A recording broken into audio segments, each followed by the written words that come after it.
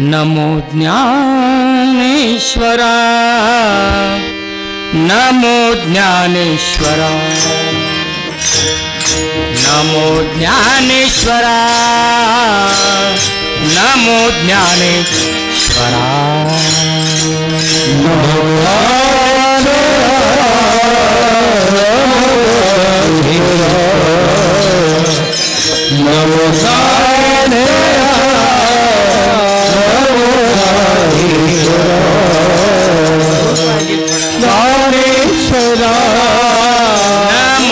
ज्ञानेश्वरा, नमो ज्ञानेश्वरा, नमो ज्ञानेश्वरा, नमो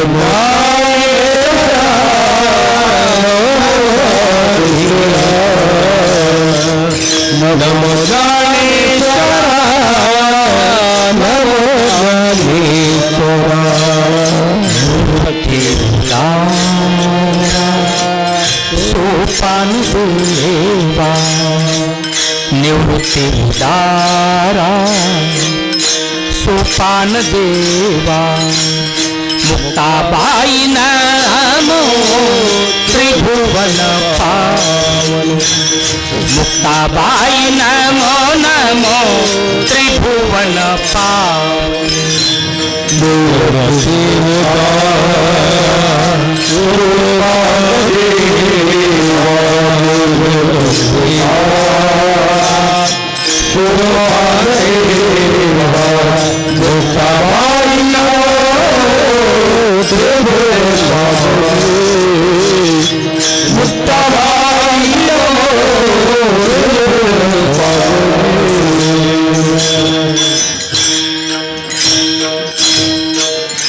नमो ज्ञानेश्वरा, नमो ज्ञानेश्वरा, निवृत्ति उदारा सोपान देवा.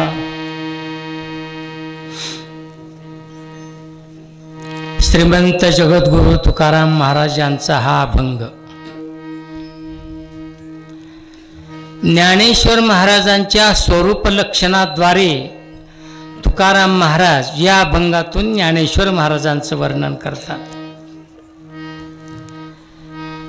आपल्या सप्ताहाला पूर्ण आता 25 वर्षे झाली. कधी 25 वर्षे निघून गेली, कधी आम्हाला म्हातारपण आलं हेही कळलं नाही. ज्या वेळेला पहिला सप्ताह सुरू झाला त्यावेळेला सगळी कुडाची घरं होती मंडळी. कुणाचं वीट काम त्यावेळेला झालेलं नव्हतं, मला चांगलं आठवतंय. पण या 25 वर्षाच्या कालावधीत तुम्ही एवढे बंगले बांधाल असं स्वप्नात सुद्धा वाटलं नव्हतं. तुम्हाला परमेश्वराने भरभरून दिलेला आहे, तर तुम्ही सप्ताहासाठी सुद्धा भरभरून खर्च केलेला आहे. म्हणून तुम्हा सर्वांना धन्यवाद देतो श्री शिकाराम. याच्याही पुढे तुमच्याच कृपेने, पांडुरंगाच्या कृपेने, संतांच्या आशीर्वादाने आणि तुमच्या सर्व शीर्षीकरांच्या आणि शीर्षीच्या अवतीभोवती पंचक्रोशीत असलेल्या सर्व गावकऱ्यांच्या सहकार्याने आपला हा सप्ताह चाललेला आहे. तेव्हा याच्या पुढेही सप्ताह तुमच्या सहकार्याने होणार आहे. आता 25 वर्षे झाली, बास करा आता, असं आपल्या वाचेतून येऊ नये असं मला वाटतं. असो, म्हणून जास्त परिहार देण्याची गरज नाही. हरिभक्त परायण आमचे दिनेश महाराज यांनी तर आपल्या सप्ताहाची राळ उठवून दिली. अशी धूळ कधी उडालीच नव्हती, असा देखावा कधी पाहिलाच नाही आम्ही. मी जास्त भानगडीत पडणारा माणूस नाही मंडळी. समाजामध्ये बसणारा उठणारा असा मी माणूस नाही. कुणाला 4 गोष्टी उपदेश करून त्याला समजावून सांगण्याचा असा मी प्रयत्न करणारा नाही. एक लक्षात ठेवायचं, ज्याचं जीवन लोककल्याणाकरता आहे त्याला साधू म्हणा, आणि ज्याचं जीवन संसाराकरता आहे, स्वतः करता आहे, त्याला संसारिक म्हणा. लोकाच्या कल्याणाकरता साधू काय करतो असं नाही मंडळी. संतांचं अशीच अस्तित्व म्हणजेच लोककल्याण. विठ्ठला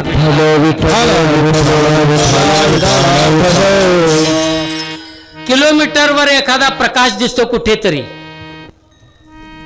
तो प्रकाश कशामुळे दिसतो? तिथं अग्नीची व्याप्ती आहे म्हणून. तिथं अग्नी नसता, दिवा नसता तर प्रकाश दिसला असता का? 2-3 किलोमीटरवर कुठेतरी तुम्हाला प्रकाश दिसतोय, याचा अर्थ तिथं अग्नीची व्याप्ती असली पाहिजे. तसं यथा कुठंतरी असं सुख दिसतंय म्हणजे संतांचं अस्तित्व असलं पाहिजे. दिव्याच्या अस्तित्वानं प्रकाश, तसा संतांच्या अस्तित्वानं संसारिक माणसांना सुख आहे. विठ्ठला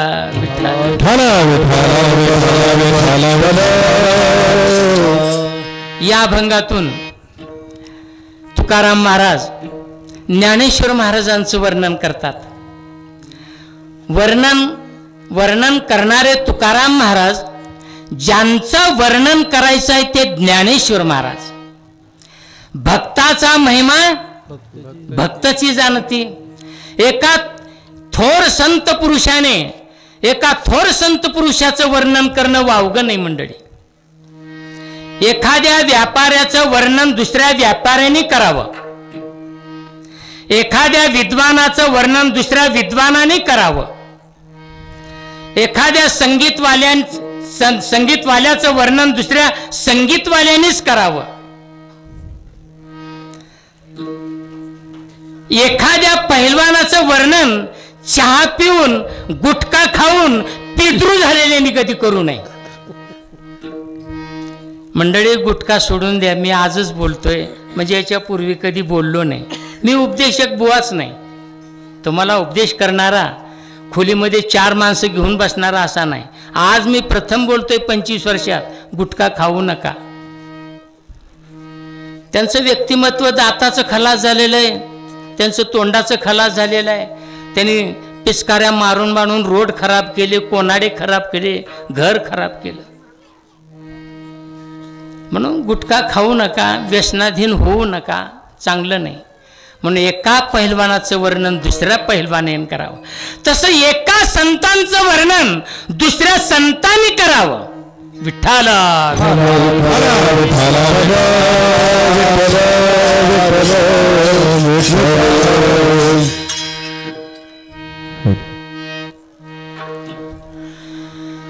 आमच्या ज्ञानेश्वर महाराजांना आमचा महाराष्ट्र संपूर्ण माऊली या शब्दाने ओळखतो. ज्ञानेश्वर महाराजांना माऊली का म्हणतात? माऊली हा स्त्रीलिंगी शब्द आहे. येरवी विषय जनोनी जन्मले जे शुकाधिक दादुले. जन्मतः ज्याने विषय जिंकलेला आहे अशा दादुले वर्गातील उत्तम पुरुष म्हणजे ज्ञानेश्वर महाराज आहेत. त्यांना माऊली का म्हणतात? बघा तुम्ही रस्त्याने, आळंदीच्या रस्त्याने बघा, पंढरपूरच्या रस्त्याने बघा, माणूस आडवा आला की माऊली बाजूला व्हावं. माऊली शिवाय तोंडामध्ये शब्द नसतो. आणि माऊली म्हणूनच चोर सुद्धा किस्सा कापतो. माऊली म्हणूनच.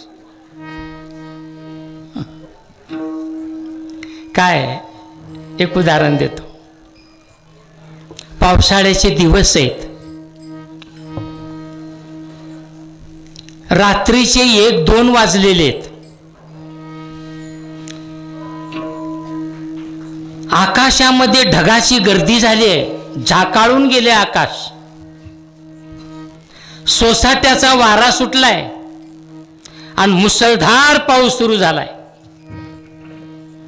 सगळा गाव सामसूम आहे. एक माता आपल्या लहानग्या मुलाला पोटाला धरून त्याला झोपवलेलं आहे. ते मूल त्या आईच्या कुशीला बिलगून आहे. सोसाट्याचा वारा सुटलाय, मुसळधार पाऊस येतोय, विजा कडाडतात, गडगड गडगड आवाज होतोय. तरी ती तावदाने खिडक्या खाडकन उघडल्या जातात. तरी पण ती आई जागी होत नाही. पण आपल्या मुलाचा थोडा पाय जर हल्ला पोटाला धरून निजलेल्या मुलाचा, थोडा मूल जर चुळबुळलं तर लगेच ती आई जागी होती मंडळी. का जागी होते? एवढा पाऊस येतोय, एवढ्या विजा कडाडतात, एवढा वारा सुटलाय, तावदाना आपटतायत, दरवाजे आपटतायत, खिडक्या उघडतायत, तरी ती आई जागी होत नाही. आणि थोड्या मुलाचा पाय जर चुळबुळला तर लगेच ती आई जागी होते. का जागी होते? त्या प्रत्येक आईच्या अंतःकरणाचा एखादा कोपरा आपल्या मुलाविषयी रात्रंदिवस जागा आहे. तसा आमच्या ज्ञानेश्वर महाराजांच्या अंतःकरणाचा कोपरा जगाच्या कल्याणाविषयी जागा आहे. म्हणून माऊली म्हणायचं, विठ्ठल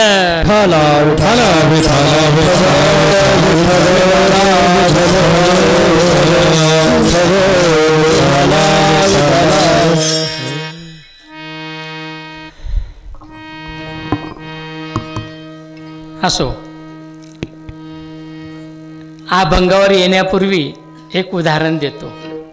हा ज्ञानेश्वर तुकाराम महाराजांनी अभंग कसा लिहिला, ज्ञानियांचा राजा गुरु महाराव कसा लिहिला.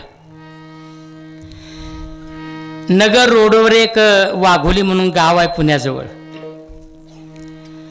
त्या वाघोली गावचे रामेश्वर भट्ट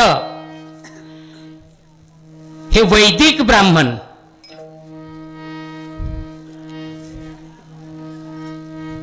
एक वाघुलेश्वराचं एक मंदिर आहे. त्या मंदिरात रोज पूजा करणारे हे शंकर भक्त, त्या मंदिरात मी कीर्तन केलेत मंडळी पुण्याला अलीकडंच. मगरपट्ट्यातून गेलं खाली की लागतं ते नगर रोडला. आणि विठ्ठल विठ्ठल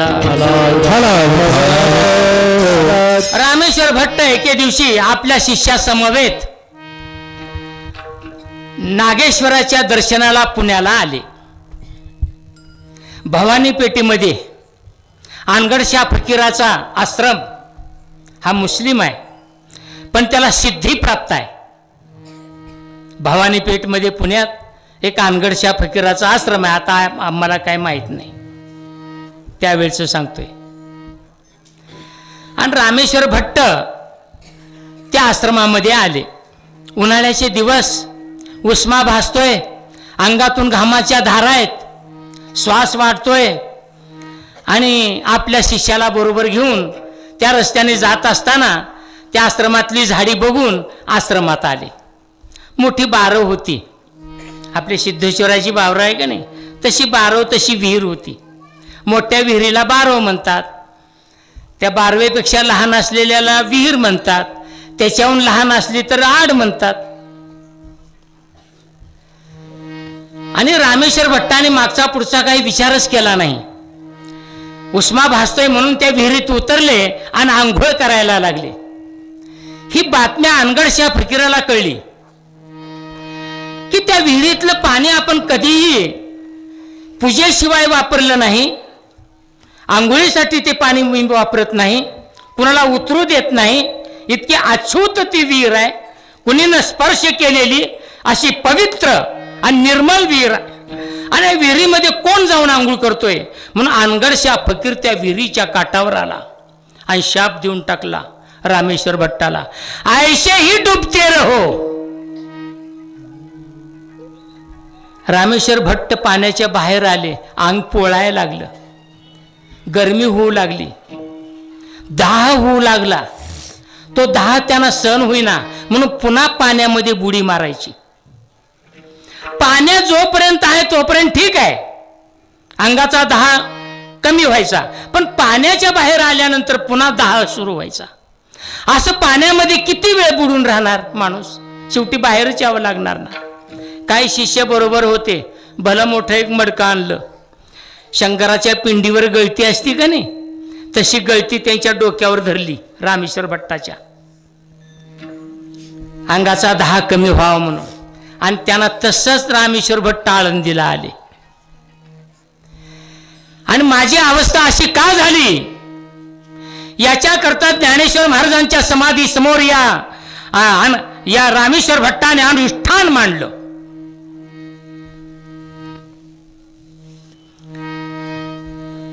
ज्ञानेश्वर महाराजांनी रामेश्वर भट्टाला स्वप्नामध्ये दृष्टांत दिला. बाबा, माझं कोर्ट बंद आहे, आता देहूचं कोर्ट चालू आहे, माझ्याकडे तुला इलाज होणार नाही, माझ्याकडे तुला औषध नाही, औषध तुला देहूला जावं लागेल, तुकाराम महाराजाकडे जावं लागेल. ज्या तुकाराम महाराजांच्या आपण वया बुडवल्या, ज्या तुकाराम महाराजाचा एवढा आपण छळ केला, ज्या तुकाराम महाराजांना आपण एवढं पाण्यामध्ये पाहिलं, गावाच्या पाटलाला पत्र लिहून या तुकारामाला गावाच्या बाहेर हाकलून द्या असंही आपण पाटलाला पत्र लिहिलं. आता त्या तुकाराम महाराजाकडे जायचं कसं, कोणत्या तोंडाने जायचं, कसं जायचं? ज्ञानेश्वर महाराज तर स्वप्नात येऊन सांगतात आपणाला, तुझा देहूला जा, आमचं बंद आहे सध्या, आमच्याजवळ तुला काही उपदेश नाही. शेवटी एका जासुदा करवी या रामेश्वर भट्टाने एक पत्र लिहिलं आणि ते आपल्या जासूचा करवी तुकाराम महाराजाकडे पाठवलं. तुकाराम महाराजांनी ते पत्र वाचलं. वाचून म्हणतात, एवढे सामर्थ्यशाली ज्ञानेश्वर महाराज असताना या धरणे कर्याला माझ्याकडे का पाठवलं, त्याचाच उल्लेख पहिल्या चरणातून करतात. ज्ञान याचा राजा गुरु महाराज, ज्ञान याचा राजा गुरु महाराज, गुरु महाराज, ज्ञान याचा राजा गुरु महाराज, ज्ञान याचा राजा गुरु महाराज, ज्ञान याचा राजा गुरु महाराज,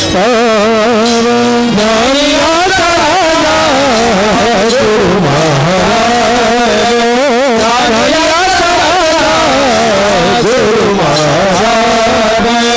मंत दान देवा तुम्हासे, मंत दान देवा तुम्हारे बाद पाल रहे कहे तुझ सन, मद पाल रहे कहे तुझ सन. गणत दान देवा तुम्हारे, गणत दान देवा तुम्हारे, मद पाल रहे कहे तुझ सन, मद काय पुरसन.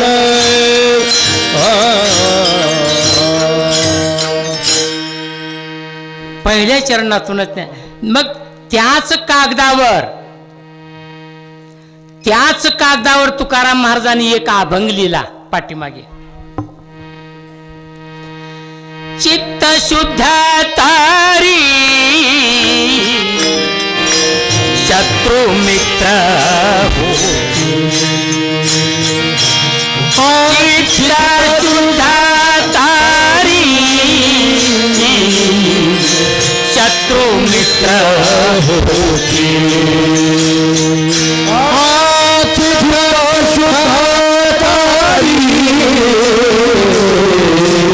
शत्रु मित्र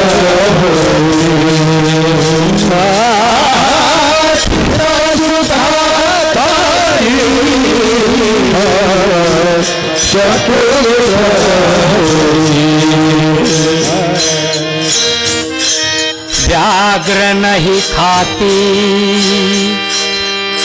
सर्पतया,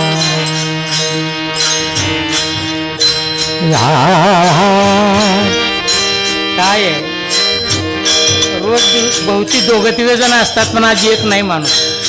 मी गुळा आणायला सांगितला होता. असा विचित्रपणा आहे. काय असतं, वर्चस्व सहन होत नाही एखाद्या.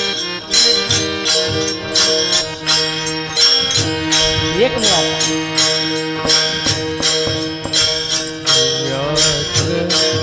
मला सुरू सुरुवातीलाच कोरड पडली घशाला. 8 दिवसापासून मी आजारीच आहे मंडळी.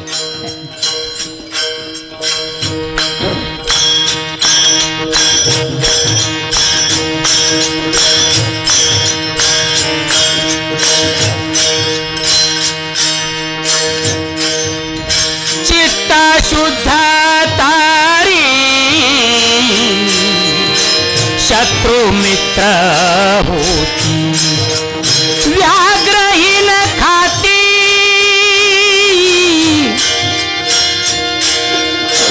सर्पतया.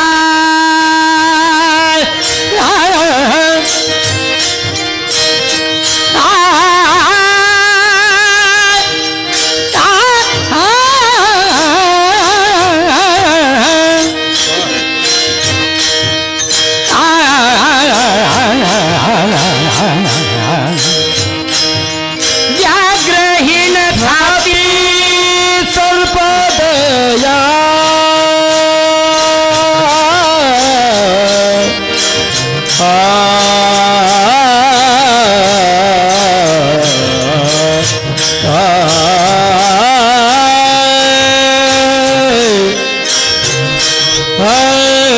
व्याघ्रन खाती सर्पतया.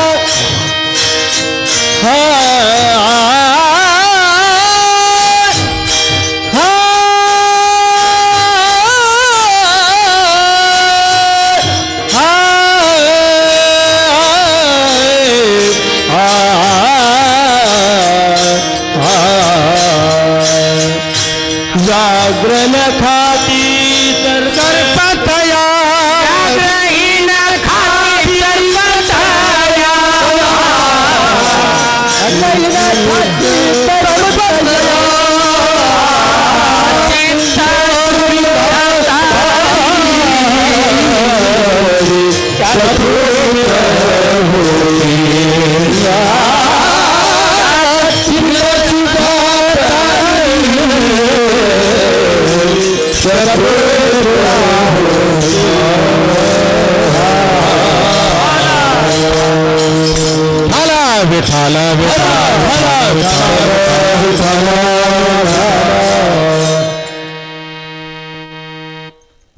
त्याच कागदावर तुकाराम महाराजांनी अभंग लिहिला. चित्त शुद्ध तरी शत्रु मित्र होती, व्याघ्रन खाती सर्पतया. विष ते अमृत आघात ते हित, अकर्तव्य नीत होय त्याशी. पुढे म्हणतात होतील शीतळ अग्निज्वाला. आणि ते पत्र तो अभंग रामेश्वर भट्टांनी वाचला. होतील शीतल अग्निज्वाला हे वाचतानाच त्या क्षणी रामेश्वर भट्टाचा दाह शांत झाला. शांत झाला म्हणजे केवढी ताकद तुकाराम महाराजांची ही. एवढे सामर्थ्यशाली ज्ञानेश्वर महाराज असताना या धरणेकऱ्याला माझ्याकडे पाठवलं म्हणून म्हणतात ज्ञानी यांचा राजा गुरु महाराज. काही अभंगामध्ये काही गाथ्यामध्ये असा पाठ आहे ज्ञानी यांचा गुरु राजा महाराव आहे. आणि काही गाथ्यामधून ज्ञानी यांचा राजा गुरु महाराव. कुठलाही पाठ घेतला तरी अर्थ एकच होतो मंडळी. बहुतेक साधू संतांनी ज्ञानेश्वर महाराजांचं वर्णन केलेलं आहे. जनाबाई वर्णन करतात ज्ञानाचा म्हणा की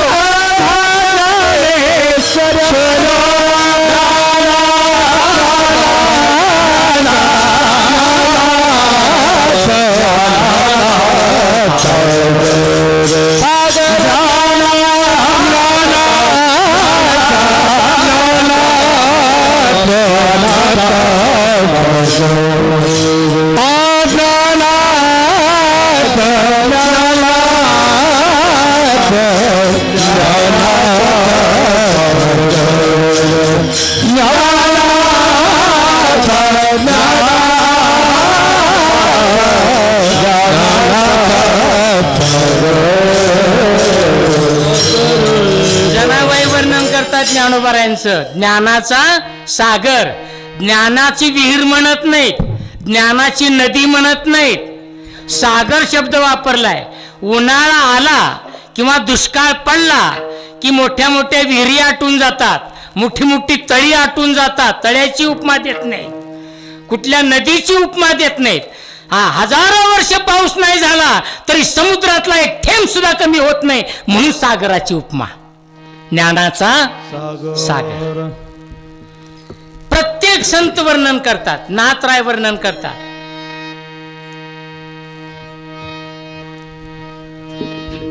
कैवल्याचा पुतळा, कैवल्याचा पुतळा, कैवल्याचा पुतळा, कैवल्याचा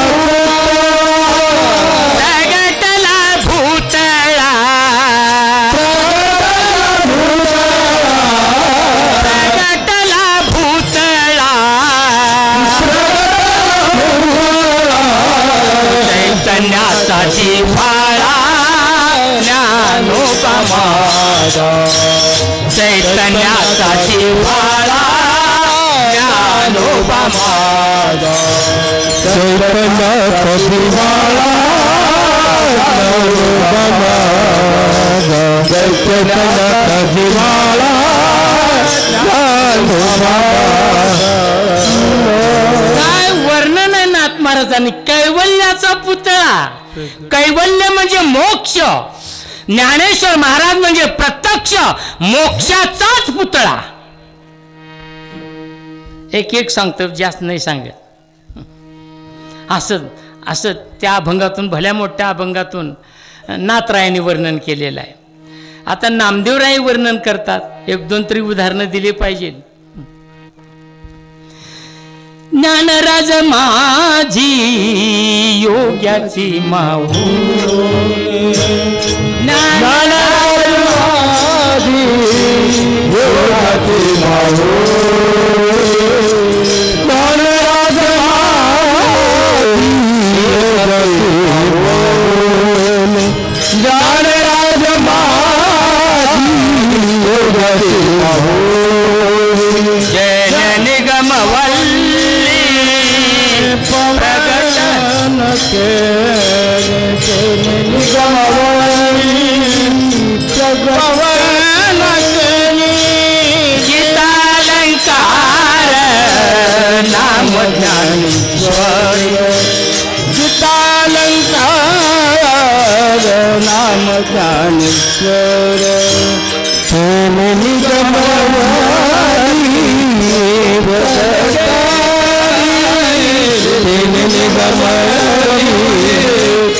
प्रगटन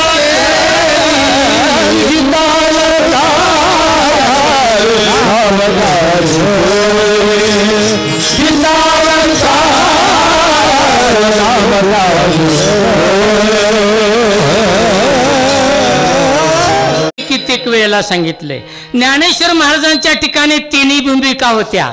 भक्त होते, ज्ञानी होते, योगी होते. माझी मनीची आवडी पंढरपुरा नेईन गुडी, खांद्यावर पत्ता घेऊन पंढरपूरला जाण्याची आवड व्यक्त करतात. याचा अर्थ ज्ञानेश्वर महाराज उत्तम प्रकारचे भक्त आहेत. ज्ञानियांचा शिरोमणी वंदे जोका पूज्यस्थानी चिंतकाचा चिंतामणी ज्ञानोबा माझा, असं नाथराय वर्णन करतात. ते ज्ञानियांचे राजे आहेत, ज्ञानी आहेत. आणि योगी, अहो योग परंपरेतच आदिनाथ गुरु सकळ सिद्धांचा, या योग परंपरेमध्ये ज्ञानेश्वर महाराजांचा जन्म झाल्यामुळे हा योग त्यांचा जन्मसिद्ध हक्कच आहे. म्हणजे तिन्ही भूमिका त्यांच्या ठिकाणी आहेत ज्ञानेश्वर महाराजांच्या.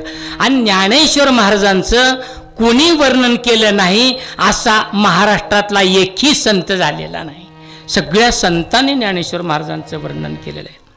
तसं या धरणेकऱ्याला ज्ञानेश्वर महाराजांचं सामर्थ्य तुकाराम महाराजांना माहीत होतं. आणि म्हणून म्हणतात ज्ञानियांचा राजा. या धरणेकऱ्याला, या रामेश्वर भट्टाला ज्यांनी आयुष्यभर द्वेष केला, पण तेच रामेश्वर भट्ट पुन्हा ज्ञानेश्वर तुकाराम महाराजांचे शिष्य मंडळी 14 ताळकऱ्यापैकी तेच रामेश्वर भट्ट. 7 ब्राह्मण आहेत आणि 7 ब्राह्मणेतर आहेत. बघा तुम्ही, ब्राह्मणाची 7 आहेत त्यांची शिष्य त्यावेळेला टाळकरी. विठ्ठला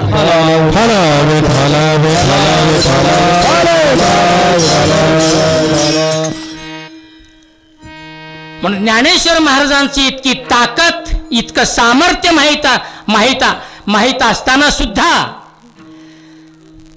माझ्याकडे या धरणेकऱ्याला का पाठवलं. म्हणून पहिल्या त्या अभंगातून उल्लेख करतात, ज्ञानियांचा राजा. राजा असा शब्द वापरलाय. काय आहे,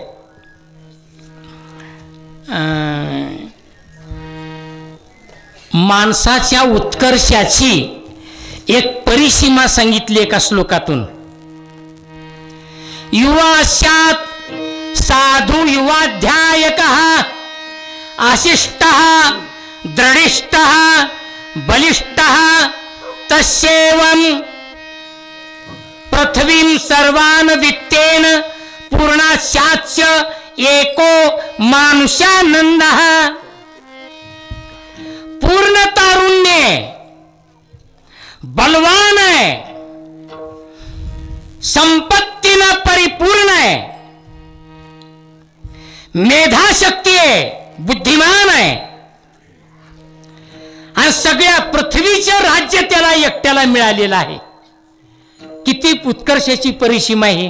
ह्याच्यापेक्षा सीमा असू शकेल का दुसरा. म्हणजे एखाद्या महाराष्ट्राचं मुख्यमंत्री होणं तर वेगळंच आहे, पण सगळ्या पृथ्वीचा राजा होणं म्हणजे केवढा मानुष्यानंद सांगितलेला आहे. हा साधा मानुष्यानंद नाही मंडळी. आशिष्टः दृढिष्टः बलिष्टः तस्येयं पृथ्वीं सर्वान् वित्तेन पूर्णास्याच्च एको मानुष्यानंदः. आणि एखाद्या पृथ्वीचा राजा होण्याकरता केवढे कष्ट आहेत मंडळी. पण असा जर पृथ्वीचा राजा झाला तर केवढा मोठा आनंद आहे. नुसता असला महाराष्ट्रासारखा नव्हे, एक दिलं तर मरून जाईल. बलवान पाहिजे, बलवान. त्याच्या 4 गोष्टी सांगितल्या. संपत्तीनं परिपूर्ण पाहिजे, मेधाशक्तीनं परिपूर्ण पाहिजे, झालं तर बलवान पाहिजे, तारुण्य पाहिजे, तारुण्य पाहिजे. सगळ्या गोष्टी त्यामध्ये आल्या आहेत मंडळी. आणि सगळ्या पृथ्वीचा राजा तो पाहिजे. केवढा आनंद, केवढा मानुष्यानंद आहे हा. त्याला राजा असं म्हटलेलं आहे. राजा होणं काही सोपी गोष्ट नाही. ज्ञानेश्वर महाराज कुठले राजे आहेत. राजा होणं एवढं सोपी गोष्ट नाही मंडळी. सगळ्याच प्रजेमध्ये राजा असतो.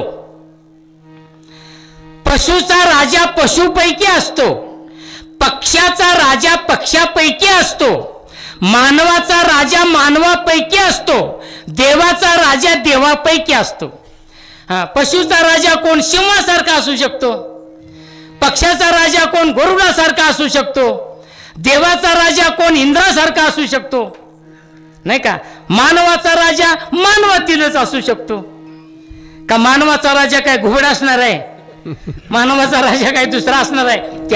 त्याच प्रजेतील तो राजा असतो, दुसऱ्या प्रजेतील राजा चालत नाही मंडळी. विठ्ठल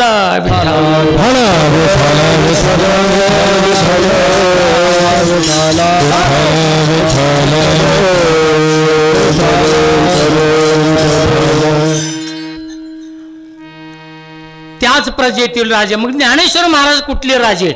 बरं, आजचा राजेपणा जो आहे तो 5 वर्षापुरता मर्यादित असतो, आहे की नाही.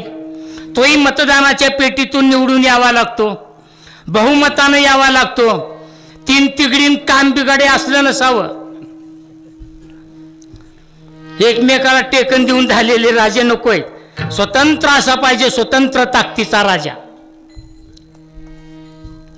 म्हणून आजचा राजा मतदानाच्या पेटीतून निवडून येत असतो, तोही 5 वर्षापुरता मर्यादित असतो. त्यातल्या त्यात पुन्हा अविश्वासाचा ठराव आला तर तोही 5 वर्षाचा राजेपणा बारगळला म्हणून समजायचं. असला राजेपणा काय कामाचा. मग ज्ञानेश्वर महाराज काही महाराष्ट्राचे मुख्यमंत्री नव्हते, मतदानाच्या पेटीतून निवडून आलेले नव्हते. काही लोकांनी त्यांना निवडून दिलेलं नव्हतं. ज्ञानेश्वर महाराज तुम्ही आता राजे व्हा, महाराष्ट्राचा भारताचा कारभार तुम्ही सांभाळा, असल्यापैकी राजे ते नव्हते. मग राजा कसं म्हटलंय ज्ञानेश्वर महाराजांना? विठ्ठल महाराजाचा राजेपणा सांगतोय. जावत कालपर्यंत चंद्र सूर्य आहेत तावत कालपर्यंत ज्ञानेश्वर महाराजांचा राजेपणा कायम टिकून राहणार आहे. जो राजेपणा दुसरा कुणी हिसकावून घेऊ शकत नाही किंवा अविश्वासाचा ठराव कुणी आयुष्यभर मांडू कधीच सावत कालपर्यंत चंद्र सूर्य आहेत तावत कालपर्यंत कुणी अविश्वासाचा ठराव मांडू शकत नाही किंवा आपले राजेपणा दुसरा कुणी हिसकावून घेऊ शकत नाही, त्याला राजा म्हणा. उगीच जर ज्ञानेश्वर महाराज ज्येष्ठवद्य अष्टमीचा दिवस आला रे आला की महाराष्ट्रातील वारकरी संप्रदायातील मंडळी लाखोच्या संख्येने आळंदीला जमा होतात आणि ज्ञानेश्वर महाराजांची पालखी झुलत झुलत घेऊन टाळ रंगाच्या गजरामध्ये पंढरपूरला येतात मंडळी. हा जवळजवळ 20-21 दिवसाचा प्रवास. उगीच जर एखादा राजा आला, ज्ञानेश्वर महाराजांच्या पादुका काढा, माझ्या पादुका ठेवा किंवा मलाच बसवा, असं चालेल का? कोणी ऐकेल का? म्हणून इतका 350-400 वर्षापासून आलेला हा सोहळा, हा राजेपणा अजून ज्ञानेश्वर महाराजांचा कुणी हिसकावून घेतलेला नाही आणि पुढेही कुणी घेऊ शकणार नाही. म्हणून पण ज्ञानेश्वर महाराज राजे कुणाचे? ज्ञानी यांचा राजा गुरु महाराज. काय आहे ज्ञानेश्वर महाराजांचा राजेपणा? ते ज्ञानी यांचा शिरोमणी मी अगोदरच सांगितलं, ज्ञानाचा सागर अगोदरच सांगितलं मी. ज्ञानेश्वर महाराज कसे ज्ञानी यांचे आगर आहेत. संत कसे असतात सांगू का तुम्हाला? देव आणि संत, देव हा सुखसागर आहे,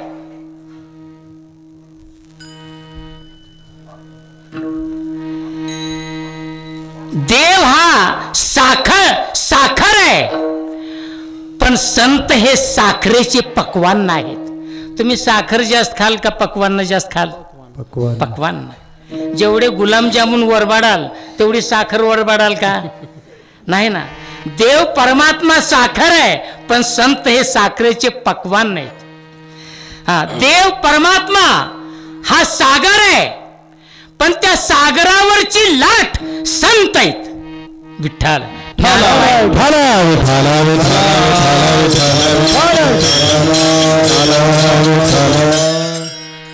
लहरी शब्द आलाय. लहरी कुठं आलाय? सर्व सुखाची लहरी. लहरी म्हणजे लाट. सर्व सुखाचा आगार असलेला परमात्मा आहे, पण त्या सुखावरील लाट असलेले आमचे साधू संत आहेत मंडळी. असं आहे. ज्ञानेश्वर महाराज म्हणजे काय? सगळे संत हे अवयव आहेत आणि ज्ञानेश्वर महाराज सगळ्या संतांचा आत्मा. विठ्ठल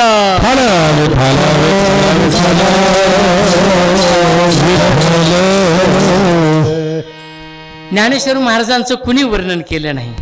मी जास्त वेळ कीर्तन करणार नाही, थोडा वेळच करणार आहे. ज्ञानी यांचा राजा गुरु महाराज, म्हणती ज्ञानदेव तुम्हायशी. तुम्हालाच असं ज्ञानदेव म्हणावं. तुम्हीच ज्ञानराज माऊली आहात. तुमच्याशिवाय हे सार्थ नाव कुणाला शोभत नाही. ज्ञानशेती ज्ञानदेव हा. ज्ञानच ईश्वर आहे, तो ज्ञानदेव आहे. ज्ञान हा देव आहे, ज्ञान हा ईश्वर आहे आणि ज्ञानच हा भक्त आहे मंडळी. ज्ञानच भक्त, ज्ञानच ईश्वर आहे. ज्ञानेश्वर महाराजांनी जयावरी की पद्म करू माथा पारुखे, हा दिठवा जयावरी झळके की पद्म करू माथा पारुखे. तो जीवची परी तुके महेशेशी. एखाद्याला जर आशीर्वाद दिला ज्ञानेश्वर महाराजांनी, तू राजा होशील, तर त्याला सुद्धा राजेपण मिळेल. नवे नवे मोक्षाला जिकडं पाठवतील तिकडे त्या मोक्षाला जावं लागेल, एवढी ज्ञानेश्वर महाराजांची सामर्थ्य मंडळी. ज्या रस्त्याला दृष्टी टाकतील ज्ञानेश्वर महाराज, तो रस्ता सुखाचा होऊन जाईल. विठ्ठल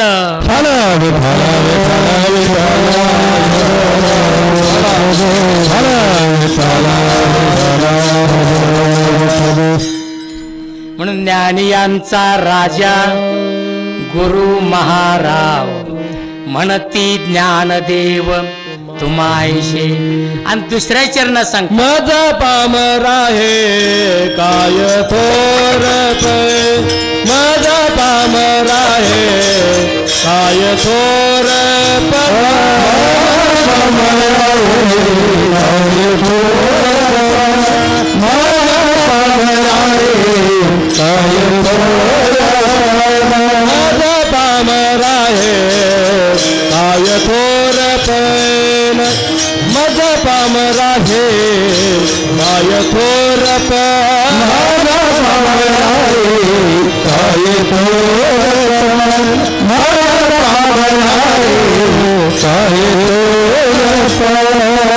पायती वाहन पाय बरे, पायती वाहन पाय बरे, मज पामरा हे काय थोरपण, मज पामरा हे काय थोरपण.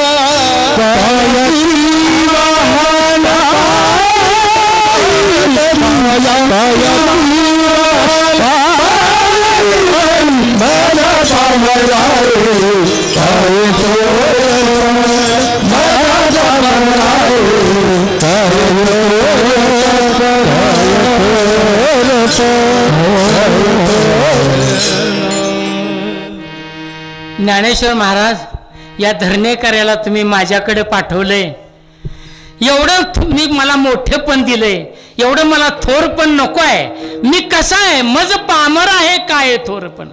माणसाला नेहमी सत्संग घडावी मंडळी, विवेक असावा, सत्संगती असावी आणि सतशास्त्र श्रवण असावं.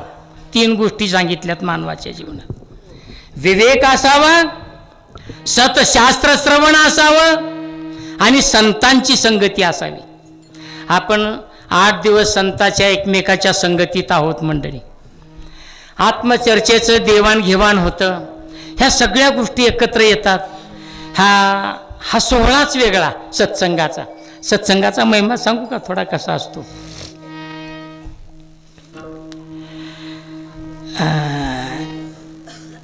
एक चमत्कारिक बुवा होता, विचित्र होता, प्रामाणिक होता, सत्याने वागणारा होता.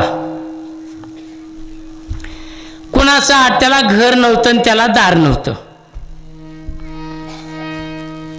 जिकडे तोंड फिरेल तिकडे कामधंदा करणारा हा माणूस होता. एखाद्याचं नडलं आडलं त्याचं ओझं व्हायचं, त्याचं ओझं आपल्या डोक्यावर घ्यायचं, त्याच्या गावी पोहोच करायचं आणि तो माणूस देईल त्यामध्ये समाधान मानायचं. कधी हट्ट धरला नाही मला एवढंच पाहिजे, कधी ठरवून निघाला नाही मला 100 रुपये द्या, 200 रुपये द्या, लांब तुमचं घर आहे तिथपर्यंत मला ओझं सहन होणार नाही, एवढे कष्ट होतात, मला 50 रुपये द्या, 100 रुपये द्या, 200 रुपये द्या, अशी मागणी. तुम्हाला जेवढं परवडेल तेवढंच द्या. आता कीर्तनकारात सुद्धा नाही म्हणणार जेवढं दिलं तेवढे समाधान आहे काय कीर्तनकाराचं? नाही ना. कीर्तनकाराची अवलादच वेगळी आता. म्हणून मला नको वाटतात कीर्तन करायला अलीकडं. फार कमी केलेत मंडळी. माझी वर्षाची जवळजवळ 130 तरी कीर्तन असायची. 130 मधली वारी हे ते सगळं सोडून म्हणजे 130 तरी असायची. आता आषाढीपासून मी 20-25 तर केलेत मंडळी. म्हणजे किती कमी झाली. हां म्हणजे पुढं पुढं आता हे कमीच होणार आणि मी कमीच होऊन जाणार. त्याने तक्रार केली नाही त्या साधुबुवाने. त्याच मात्र विचित्र होता आणि असा शिरशिवून एखाद्याला धानूरला जायचं आहे, त्याच्याजवळ सामान आहे, बाबा चला मी तुम्हाला तिथे सोडतो. तिथून गुंजरीचा माणूस मिळाला, चला तुमचं सामान घेतो तिथं नेऊन सोडतो. असा तो फिरत राहायचा, कारण घरदार नव्हतं त्याला. एके दिवशी असा निघाला, 2 दिवस त्याला कुणीच मिळालं नाही असा. आणि एक माणूस काही सामान घेऊन गुडघ्यामध्ये मान घालून बसला होता. तो शेठ होता. हो शेठ. हलवलं. काय तुमचा प्रश्न आहे? बाबा एवढं सामान आहे आणि माझा प्रवास तर लांबचा आहे. मग मी आहे ना, मी तुमचं सामान पोच करतो, काय घेणार ते बोल. मी ठरवून जात नाही म्हणाला. मी ठरवून कुणाचं जात नाही. तुम्ही द्याल त्यात माझं समाधान राहील, किती द्या. कारण माझं पोट लोकांच्या देण्यावरच अवलंबून आहे, घेण्यावरच अवलंबून आहे म्हणाला. काही तर पण थोडंफार तरी मला द्या.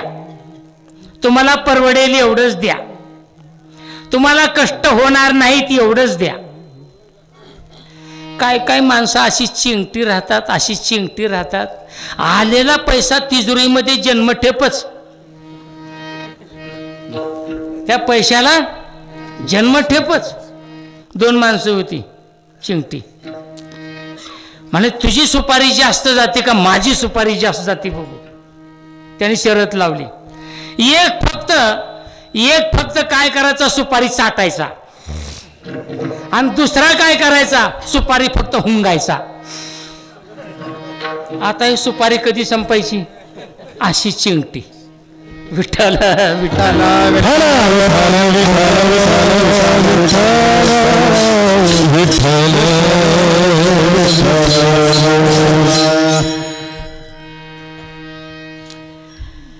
बघा, मी दिल तेवढंच घ्यावं लागेल. हो चला. शेठजीचं सामान घेतलं डोक्यावर, काय हातामध्ये घेतलं, चालायला लागला. शेठजीचं गाव जवळ आलं. तिथं त्यांचं ते सामान तिथं ठेवलं आणि शेठजीनं काय दिलं ते घेतलं. आणि तेवढ्यात हा म्हणाला, हा विचित्र साधू, की उद्या तुम्ही 7 वाजता मरणार आहात. उद्या संध्याकाळी 7 वाजता मरणार आहात. मग मेल्यानंतर तुम्हाला यमदूत येतील नेण्याकरता. मरताना यमदूत आल्यानंतर तुम्हाला चित्रगुप्ताकडे नेतील. तुमचा पाप पुण्याचा निवाडा होईल.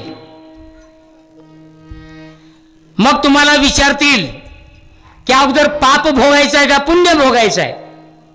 तुमच्या प्रत्येक माणसाच्या जीवनामध्ये काहीतरी पाप पुण्य असतंच ना. थोडं तरी पुण्य असतं, थोडं तरी पाप असतं, काहीतरी असतं जास्त कमी. पण तुम्ही अगोदर पाप भोगायचं असं म्हणू नका.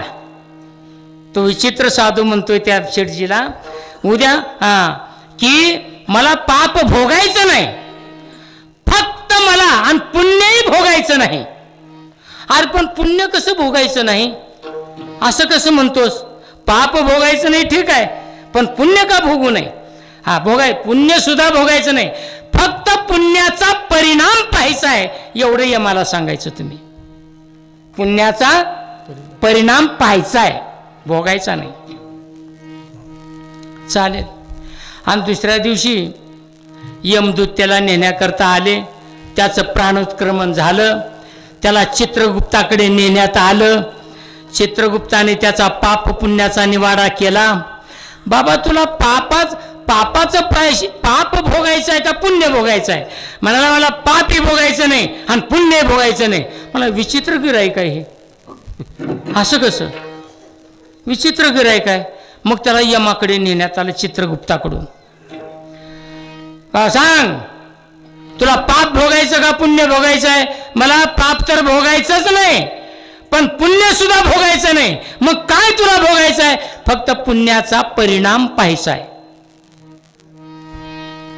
यमाला मोठा प्रश्न पडला, हे गिऱ्हाईक असलं कसले मिळाले आपणाला? हे जाऊ द्या विष्णूकडे म्हणाले, विष्णूकडे जाऊ द्या. आणि त्याला विष्णूकडे नेण्यात आलं. विष्णू बसले समोर उभे, चतुर्भुज मूर्ती. आणि त्याला उभा केलाय. अरे तुमच्याकडे गिऱ्हाईक आणलंय आम्ही. कशाला आणलंय? तुमचंच गिऱ्हाईक आहे म्हणून आणलंय. त्याचा पाप पुण्याचा हिशोब केला का? केला. काय म्हणतोय हा? काय नाही, मला पाप भोगायचं नाही म्हणतो, पुण्यही भोगायचं नाही म्हणतो. मग त्यालाच विचारलं, काय तुला पाहिजे, काय भोगायचंय तुला, काय पाहायचंय? मला पुण्याचा परिणाम पाहायचाय असं. विष्णू म्हणाले, मग मीच तुला दिसतोय ना, तुझ्या पुण्याचा परिणाम माझंच दर्शन आहे तुला. हा हो. मग भगवान विष्णूने त्याला सांगितलं, हे बघ, तुला आदल्या जन्मामध्ये, अगोदरच्या जन्मात एक साधू मिळाला होता आणि त्या साधूचा परिणाम मला तर माझं तुला दर्शन झालेलं आहे. विठ्ठला विठ्ठला विठ्ठला विठ्ठला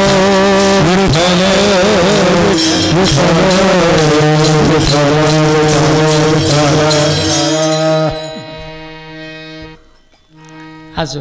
मी काय बोलत होतो, मज पामर आहे काय थोरपण, म्हणून मधून मधून काहीतरी बोलावं लागतं. सत्संग झाला पाहिजे मंडळी, एकमेकाचं आत्मचर्चेचं देवाणघेवाण झालं पाहिजे. आपण काही चर्चाच करत नाही. जेवायला काय होतं आणि काय घालं काय, ह्या खाण्याच्या चर्चा जी असतो, काय तिथं पुरलंच नाही आणि तिथं शिल्लकच राहिलं नाही. मग या आलात कशाला, इथं खायला आलात का कशाला आलात, असाही मोठा प्रश्न पडतो. पण त्या आत्मचर्चेचं, कीर्तनाची देवाणघेवाण, प्रवचनाची देवाणघेवाण, बाबा गाथ्याचं भजन केलं का, काय प्रवचन केलं का, काय ऐकलं का, काय कीर्तन ऐकलं का, कीर्तनात काय विषय होता, याची काही चर्चा नाही. फक्त माणसाचा काय आहे विषय, एक नाही बोलत मी. विठ्ठल विठ्ठल विठ्ठल विठ्ठल विठ्ठल विठ्ठल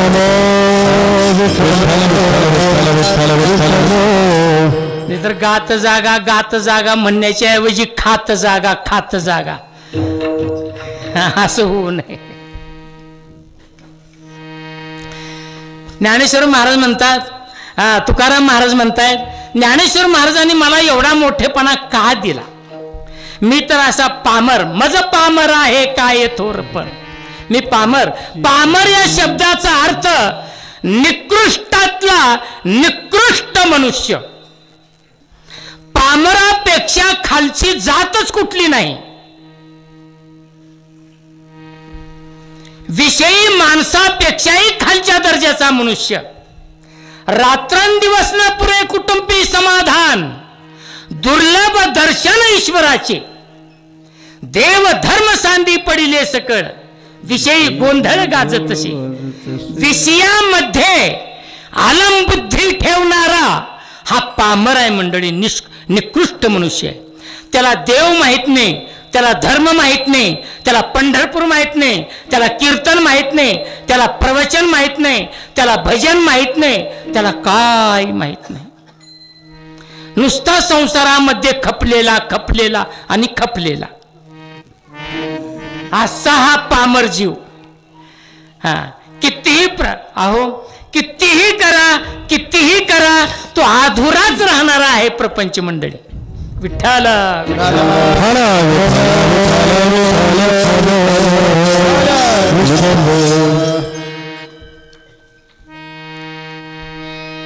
ज्ञानेश्वर महाराजांचा राजेपणा हा रंकपणामध्ये परावर्तित होणारा नाही.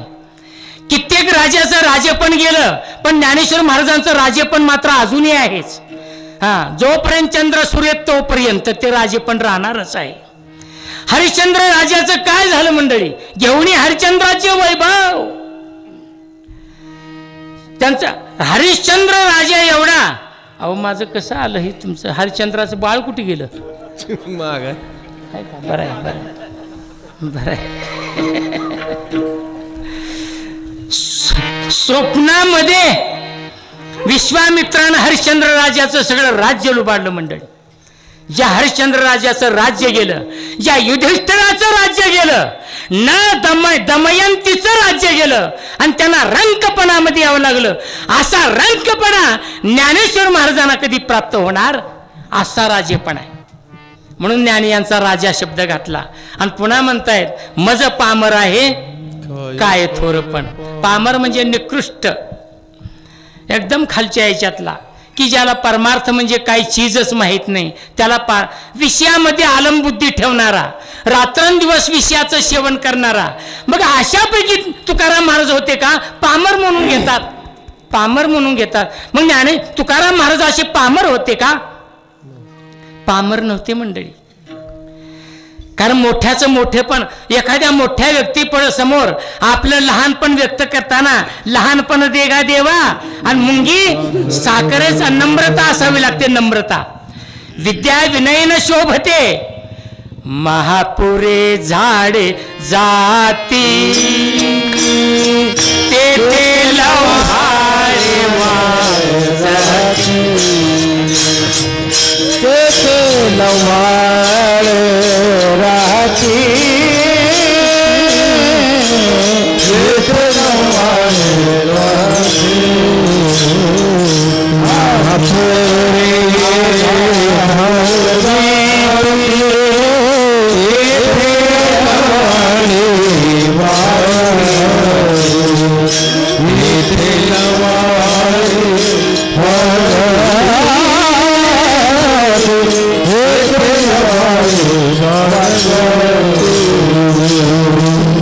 महापुरामध्ये भलती भलती मोठी मोठी झाडं कारकण मोडतात आणि वाहत जातात.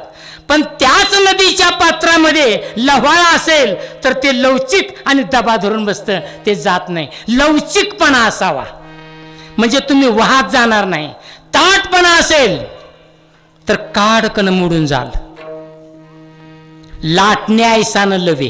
काय काय माणसं असतात, लाटणं मध्येच फुगतं, मध्येच फुगलेलं असतं आणि दोन्ही बाजूला निमुळतं असतं. लाटण्या ऐसानं लवे म्हणतात तुकाराम महाराज. काय काय अहंकारानं माणसं इतके फुगलेले असतात, इतके फुगलेले असतात, काय विचारू नका मंडळी. हे काडकन मोडून जातील मंडळी. म्हणून ज्ञानेश्वर तुकाराम महाराज विनयानं शब्द वापरलेला आहे तो. तुकाराम महाराज काय पामर नव्हते, तुकाराम महाराज काय विषयामध्ये आलमबुद्धी ठेवणारे नव्हते. तुकाराम महाराज साक्षात्कारी महापुरुष होते. एवढा महाराष्ट्र त्यांच्या समोर झुलतो, एवढे महाराष्ट्रामध्ये त्यांचे अभंग गायले जातात. ते काही साधे असतील का मंडळी? देवपुरुष नाही नाही. तुकाराम महाराजांचा पहिला अवतार म्हणजे भक्त प्रल्हादाचा अवतार आहे.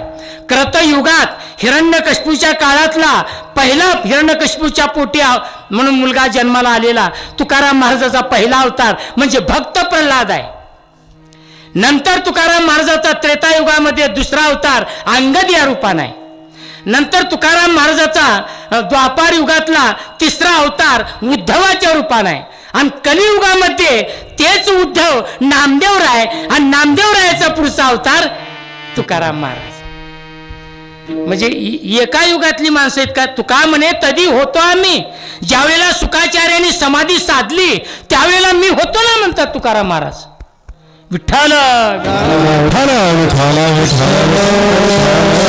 पुरुष आहे म्हणून विनयानं म्हणतात. थोरा मोठ्या समोर विनयाची भाषा असावी, लवचिक भाषा असावी, विनम्रतेची भाषा असावी. म्हणून विनम्रतेनं म्हणतात मज पामर आहे काय थोरपण, पायीची वाहन पायी बरी. पायातली वाहन पायीच असलेली बरी असती, ती डोक्यावर घेता उपयोगाची नाही. म्हणून थोडा वेळ पुन्हा करतो कीर्तन. मधला ठोबा रुक्माईनं घ्या.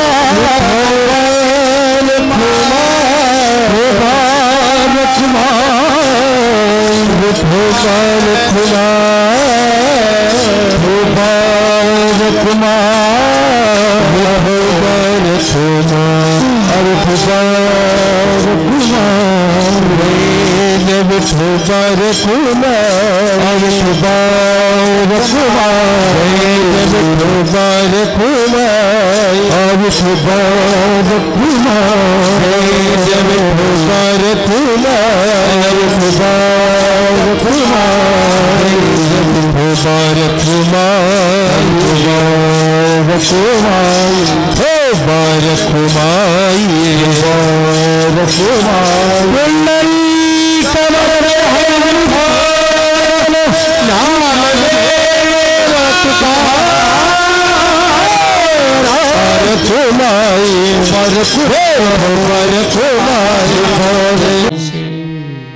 ज्ञानदेव त्यांना अहो ज्ञानदेव हा 4 अक्षराचा जर जप केला तर वासुदेव प्रसन्न होतो.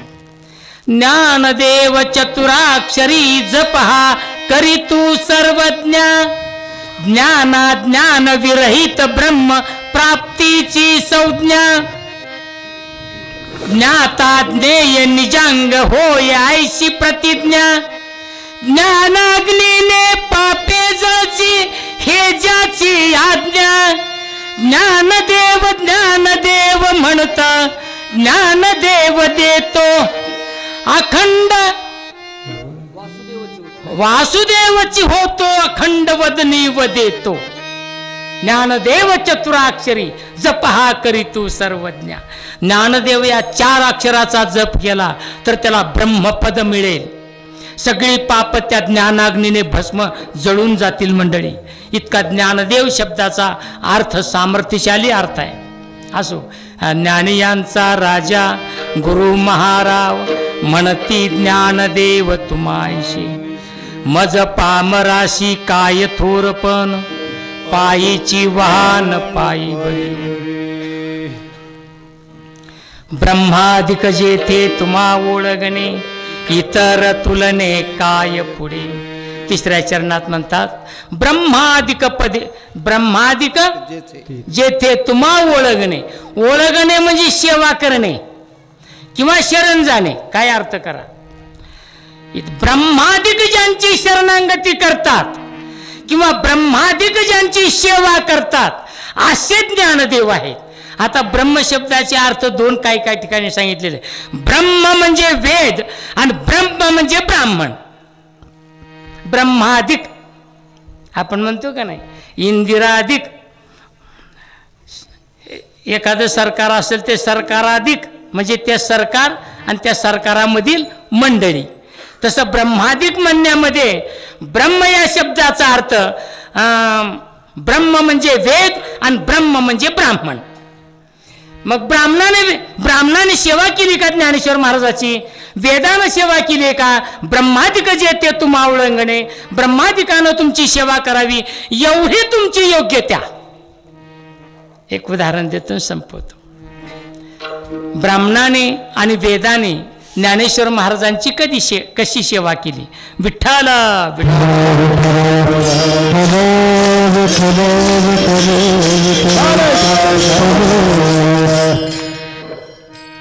विठ्ठल पंतांनी संन्यास घेतल्यानंतर विठ्ठल पंताला 4 आपत्त्ये झाली.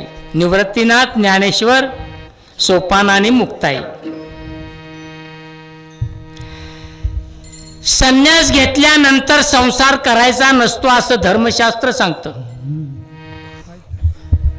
आणि संन्यास घेऊन पुन्हा संसारात येणं आणि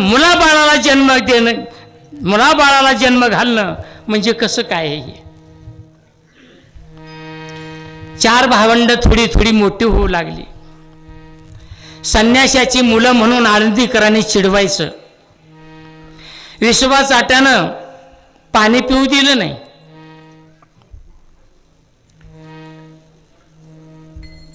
ज्ञानेश्वर महाराजांना सर्वांना वालीत टाकलं.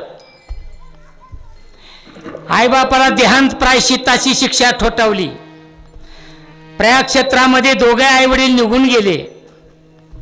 4 जणच राहिले. निवृत्तीनाथ ज्ञानेश्वर सोपान आणि मुक्ताई. मुंज होण्याची वेळ आलेली आहे.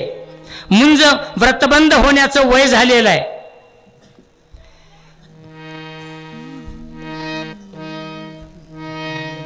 निवृत्तीनाथांना असं वाटायचं की व्रत बंद करून आपल्याला काय करायचं आहे?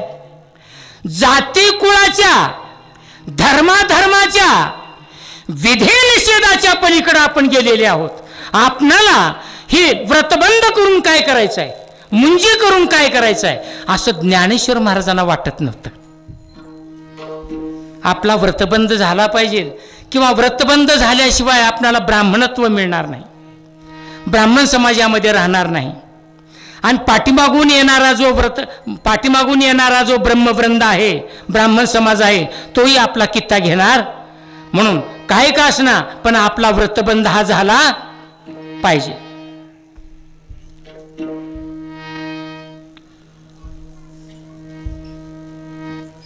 वेद विहित किंवा वेद विरुद्ध आचरण याचा स्वस्वरूपाच्या ठिकाणी कुठल्याही प्रकारचा संबंध येत नाही. त्या स्वरूपाच्या ठिकाणी कुठलाही भेदाभेद नाही मंडळी. सूर्य कधी मेघानं झाकला जात नाही, सोनं कधी माती धरत नाही, तथापि वेद विरुद्ध आचरण हे परमदूषणास्पद आहे अशी वेदो नारायणाची आज्ञा आहे, असं ज्ञानेश्वर महाराज निवृत्तीनाथांना म्हणतात. आपणाला मुंज झाली पाहिजे. आपण ब्राह्मणाच्या पाया पडू, करुणा भाकू, आपली मुंज आपण करून घेऊ, आपणाला स्वतःला पावन करून घेऊ. आता ते काय पावन करून घ्यायचे पण म्हणतात ज्ञानेश्वर महाराज स्वतःला पावन म्हणजे ब्राह्मणाने वेदानी सेवा कशी केली ते मला सांगायचं आहे आणि कीर्तनाला पूर्णविराम द्यायचा आहे. विठ्ठल विठ्ठल.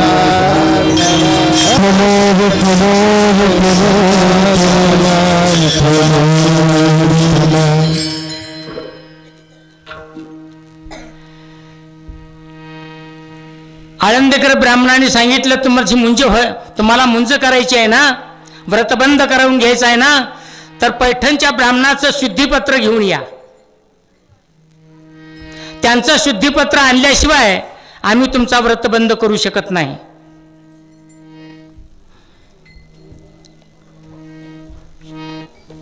आणि निवृत्तीनाथाने आपल्या भावंडांना घेतलं. मजल दर मजल करीत पैठण क्षेत्र गाठलं. गोदावरीचं स्नान केले. सुरुवातीला कुठलेही संत अगोदर स्नान करतात. आपण पंढरपूरला गेल्यानंतर पहिल्यांदा काय करतो, आपल्या अगोदर काही माणसं गेलेली असतात, मग आपण कपडे त्यांच्याजवळ ठेवतो, आपली पडशी आपली पिशवी ठेवतो, बॅग ठेवतो. ते माणसं म्हणतात अगोदर आंघोळ करून या, जा रेल्वेमधून घाण होऊन आलाय तुम्ही. म्हणून अगोदर तीर्थात गेलं की पहिलं स्नान करायचं. म्हणून ज्ञानेश्वर महाराजांनी भावंडांनी गोदावरी नदीमध्ये स्नान केले आणि त्यांच्या वडिलाचे म्हणजे विठ्ठल पंताचे मामा कृष्णाजी पंत हे पैठण क्षेत्रातले होते. कृष्णाजी पंताच्या घरी आले म्हणजे आजोबाच ना, मग त्यांच्या मामाचे वडील कृष्णाजी पंत आले. बाळानो आळंदीहून आलात? हो आळंदीहून आलो आहे आम्ही. राहा 4 दिवस. 1-2 दिवस निघून गेले आणि निवृत्तीनाथांनी ज्ञानेश्वर महाराजांनी आपली सगळी हकीकत सांगितली. आळंदीकर ब्राह्मण मंडळी आम्हाला व्रतबंध करायची परवानगी देत नाहीत, मुंजी होऊ देत नाहीत. तुम्ही संन्यासाची मुलं आहात, बापाने संन्यास घेतल्यानंतर तुम्ही जन्माला आलेले आहात, हे धर्मशास्त्राला मान्य नाही. जन्म कर्मच मे दिव्यम मेवम व्यक्ती तत्वतः. संतांचा जन्म अलौकिक आणि त्यांचे कर्मही अलौकिक असतात. देवाचाही अवतार अलौकिक आणि देवाचे कर्मही अलौकिक.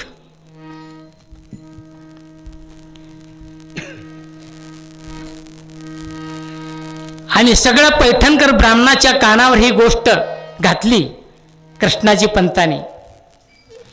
सगळं ब्रह्मवृंद 4-5 दिवसांनी गोदावरीच्या काठी जमा झाला. सगळी मंडळी जमा झाली. मंडळी हा म्हणता सगळ्या पैठणमध्ये बातमी पसरली की संन्याशाच्या मुलांची मुंज होते का. हजारोच्या संख्येने त्या गोदावरीच्या तीरावर हा ब्रह्म वृंद जमलेला आहे. आळंदीकर ब्राह्मणाचं पत्र निवृत्तीनाथांनी त्या ब्राह्मणासमोर ठेवलंय आणि चौघांनी आपले हात जोडले आणि साष्टांग नमस्कार घातलाय. हात जोडू नये. दैदिप्यमान तेज आहे चेहऱ्यावर, प्रतिसूर्य आहेत. त्या ब्राह्मणाने पत्र वाचलं, लक्षात आलं बापाने संन्यास घेतल्यानंतर हे चौघेजण त्यांना अपत्य म्हणून झालेली आहेत. धर्मशास्त्राचा आधार शोधण्यासाठी ते येथे आलेले आहेत.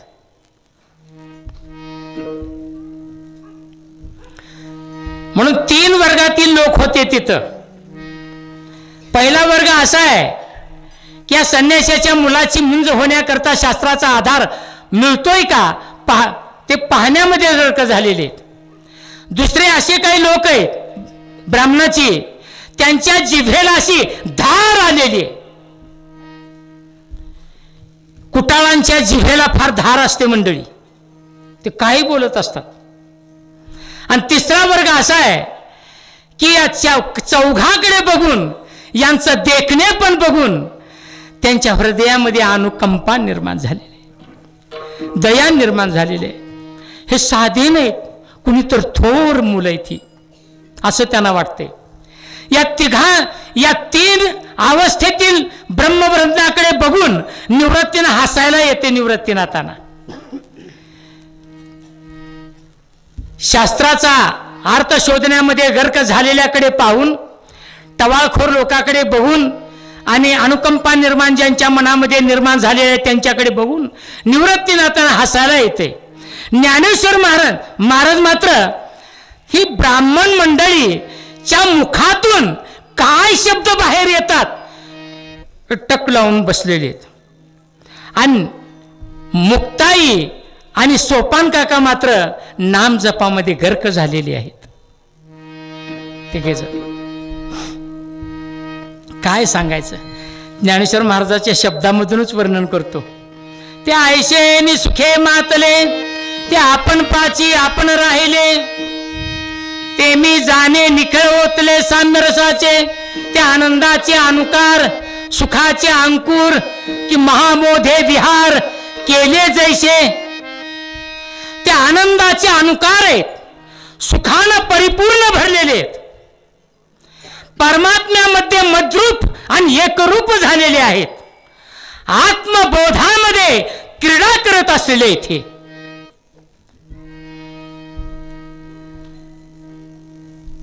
सूर्यबिंब जसं असतं त्या सूर्यबिंबा इतका त्यांचा प्रकाश इतका शुभ्र आहे मंडळी.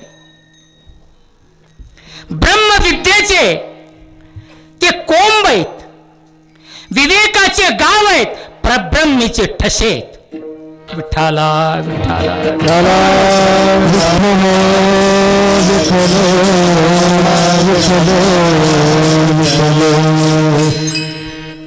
आपण संसारामध्ये खेळतो का नाही, रात्रंदिवस बायका मुळात, तसे ते कशात खेळत होते, आत्मबोधाचं क्रीडास्थान होतं त्यांचं. आत्मबोधामध्ये खेळत असलेले आहेत.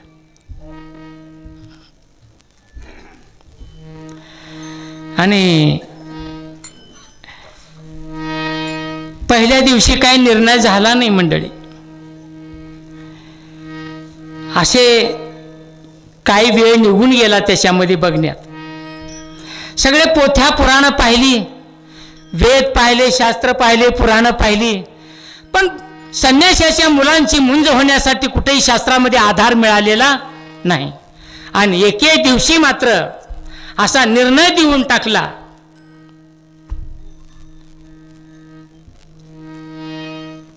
नाही प्रायश्चित्त उभय कुळ भ्रष्ट नाही प्रायश्चित्त उभय कुळ भ्रष्ट नाही प्रायश्चित्त नाही प्रायश्चित्त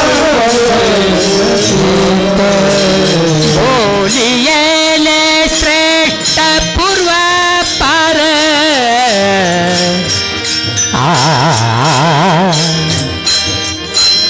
बोलियेले श्रेष्ठ पूर्व पार या एक उपाव आसे शास्त्र या एक उपाव आसे शास्त्र बोलियेले श्रेष्ठ पूर्व पार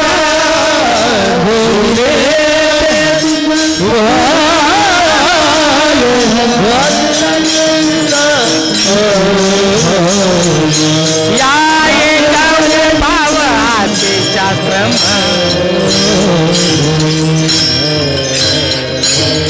अनन्य भक्तीने अनुसरावे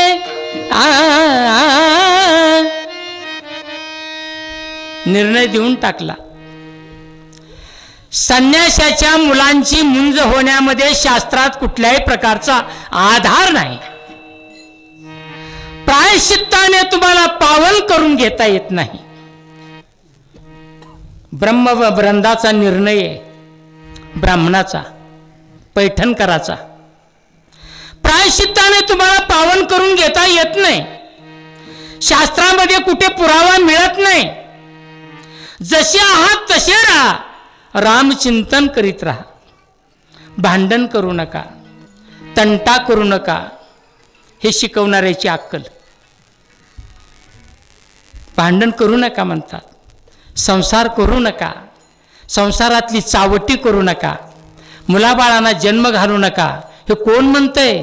जे रात्रंदिवस संसारामध्ये विषय भोगामध्ये गर्क झालेले ते शिकवतात ज्ञानेश्वर महाराजांना. विठ्ठल जन्मतेने प्रसंगे श्रीदेह शिवणे अंगे तेथून जन्म आगवे आगवे सोवळे कीजे.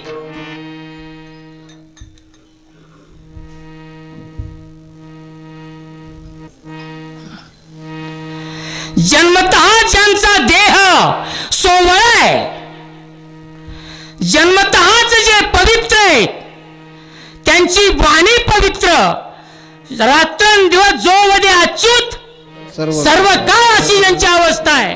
पवित्र तो देह वाणी पुण्यवंत असे जे आहेत त्यांनाही ब्रह्मवृंद शिकवतोय. चावटी करू नका, संसारामध्ये राहू नका, शिवीगाळ करू नका, भांडण तंटा करू नका, रामचिंतन रात्रंदिवस करत जा, हे शिकवतात मंडळी, ही ब्राह्मण मंडळी. आणि काय वाटलं नाही, चौघा नाही, आनंद वाटला. सगळे शिकवतात आपणाला, तुमच्या मनासारखं होईल, आम्ही संसार करणार नाही, रात्रंदिवस आम्ही रामचिंतन करू, भजन करू, पूजन करू, तीर्थयात्रा करू, तुमच्या म्हणण्याप्रमाणे होईल भूदेवा, असं ज्ञानेश्वर महाराज म्हणतात. चौघांनाही आनंद झाला.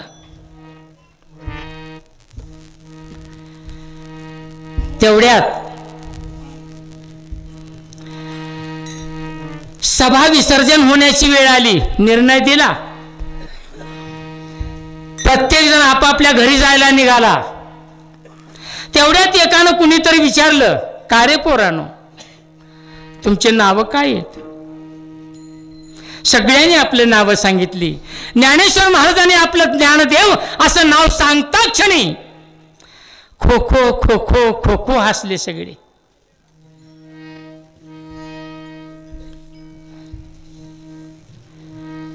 तेवढ्यात एक नदीकडं पखालीचा रेडा जात होता. एक कुशीत भावनेनं म्हणतो, अरे रेड्याचं बी नाव ज्ञानदेवच आहे.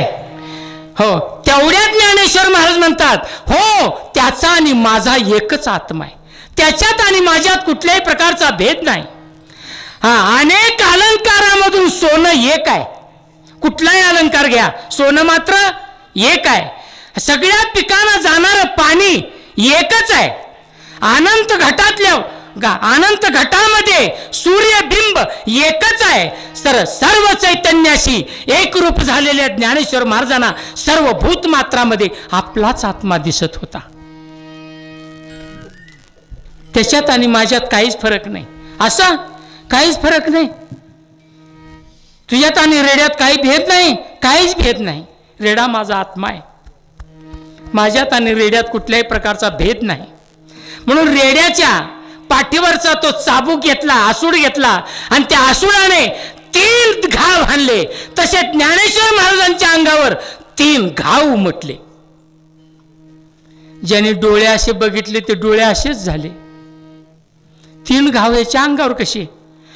त्या कुटाळखोर असेच असतात मंडळी. आणि प्रत्येक गावामध्ये असे कुटाळ लोक असतातच. आपल्या गावात नाहीत हे चांगली गोष्ट आहे. म्हणून तर सप्ताह चांगला होतोय. असे लोक असते तर झाला असता का सप्ताह? हा, दुसरं काय. त्या कुटाळ लोकांच्या जिव्हेना मात्र धार आली होती. काय बोलावं त्यांचं तालतंत्र सुटलेलं होतं. क्रोधायमान झालेली होती. बंगाली विद्या शिकून आलाय का तुम्ही? अरे एक जण म्हणतोय, अरे तुम्ही बंगाली विद्येचेच आहात. आता रेड्याच्या पाठीवर घाव मारले असताना तुमच्या पाठीवर घाव कसे मारले? बघा ना तुम्ही ते जादूगार कसे करतात. मातीचा पक्षी करतात, मातीचं सोनं करतात, काही करतात. आणि असं जर करायला लागले तर भीक मागत काय येतात? नाही का ते खरं असतं तर? करुणी बाजेगिरी दावी म्हणतात. तुकाराम महाराज म्हणतात, देवा आम्हाला फसवू नकोस. ते गारुडी असतो का नाही, गारुडी पूर्वी ते सरपवाले यायचे बघा. बंगाली लोक गावात असताना यायचे, लहानपणी यायचे ना साहेब. हां, कुडकुड कुडकुड कुडकुड वाजवायचे. ते साप काढायचे, ते काहीतरी ढोल वाजवायचे, मातीचं काहीतरी पक्षी करायचा, त्या रुमालच काढायचा, त्याच्यातून काहीतरी करायचं, असं वेगवेगळं करायचं. आणि एक जण ढोल वाजवणारा असतो, तो ढोल वाजवणारा. तुकाराम महाराज म्हणतात, देवा तू जरी सगळ्या लोकांना फसवत असलास तरी मला फसवू नकोस. कारण तू जादूगार सगळ्याला फसवील, पण त्याच्याबरोबर असलेल्या त्या ढोलवाल्याला फसवू शकत नाही. विठ्ठल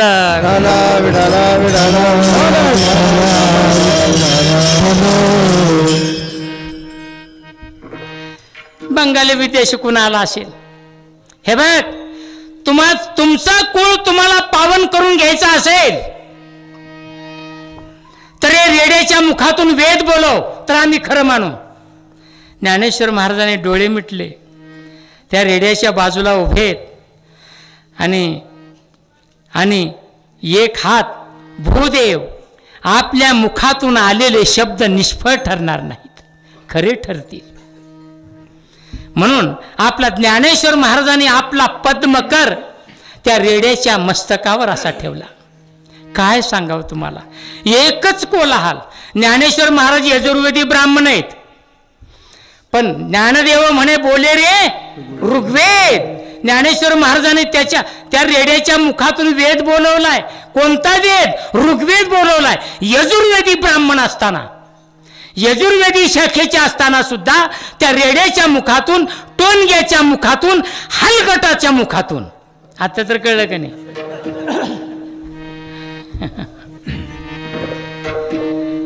ओम गणानां त्वां गणपतिं हवामहे. रेड्याच्या मुखातून जसे ते वेदाचे स्वर निघू लागले, वेदाच्या रुचा भराभर बाहेर पडू लागल्या, असे ब्राह्मणाची अक्षण अशीच राहिली. कुणी डोळे विस्फारलेले डोळे विस्फारूनच राहिले, काही जणांनी तोंडात बोटं घातली तशीच राहिली. घरी गेलेले ब्राह्मण ब्राह्मण धावत पळत त्या नदीच्या किनाऱ्यावर आली मंडळी. हजारो आणि शेकडो ब्राह्मण मंडळी त्या रेड्याच्या ज्ञानेश्वर महाराजांच्या अवतीभोवती पुन्हा जमा झाली.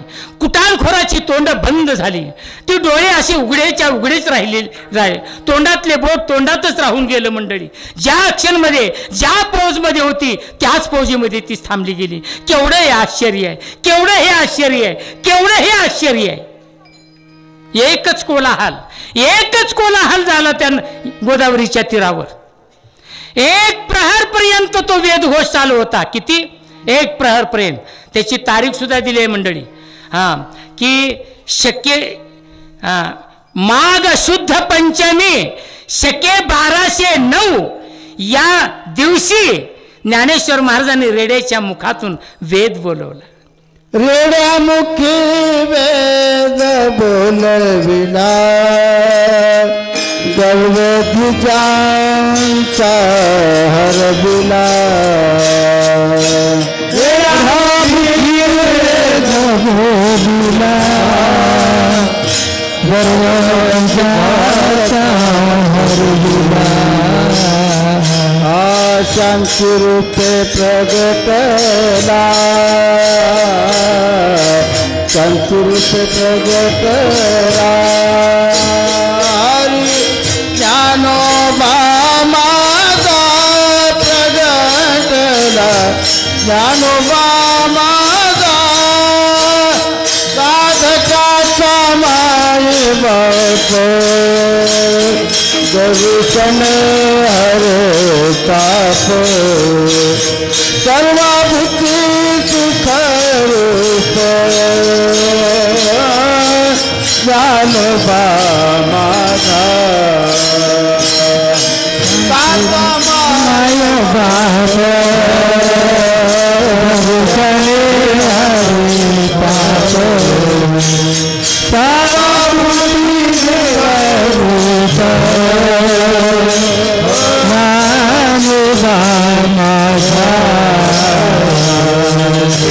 मुखी वेद बोलविला गर्वद्विजांचा हरविला शांतिरूप प्रगटला ज्ञानोबा मैसेम पुत्रा मुखे श्रुती. काय सांगा. ह्या 3 घटना घडलेल्या मला माहित आहेत, जास्त काय माहित नाही. माघ शुद्ध पंचमी शके वेगवेगळे पण माघ शुद्ध पंचमी एकच तिथी आहे मंडळी तिघांची. माघ शुद्ध पंचमी शके 1209 या दिवशी रेड्याच्या मुखातून ज्ञानेश्वर महाराजांनी वेद बोलवला.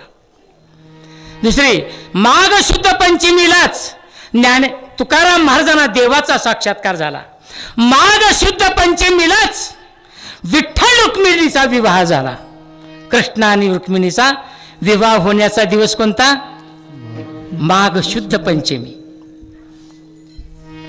पंढरपूरला मोठा सोहळा असतो देवाचा लग्नाचा. आम्ही निरेमध्ये करतो, नाही असं नाही. मला वाटतं त्याच दिवशी तुम्ही आला होता काय की? हां बरोबर. विठ्ठल